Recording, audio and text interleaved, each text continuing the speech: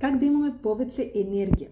Различни неща могат да ни помогнат да имаме повече енергия, като най-важните от тях са въздух, вода. Да се погрижим за това да пием много вода на ден, достатъчно вода, изобилие от вода, защото когато сме хидратирани, когато имаме достатъчно вода в себе си, ние се чувстваме енергични, ние се чувстваме мотивирани и имаме желание за нещата. Много често хората са дехидратирани. Когато нямаме достатъчно вода и не сме хидратирани, тогава ние нямаме мотивация, нямаме силата, нямаме енергията да свършим каквото и да е. Така че много важно напомняне: вода, изобилие от вода. Въздух, чист въздух. Излизайте редовно на чист въздух, разхождайте се, бъдете сред природата. Това ще ви зареди с много енергия, вдъхновение и мотивация. Мислите, изключително важно нещо. Всеки ден си пишете благодарности, поне 10 благодарности в своя тефтер за благодарност и това ще ви вдъхнови и ще ви даде много енергия.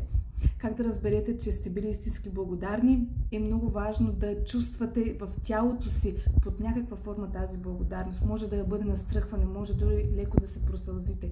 Просто истински да чувствате тази благодарност.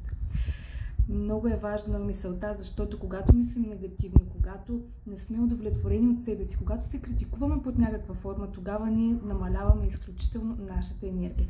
Важно е да бъдете удовлетворени за това, което имате в момента, за това, което сте и разбира се, вие давате винаги най-доброто от себе си. Напишете в коментарите какво правите вие, за да имате повече енергия.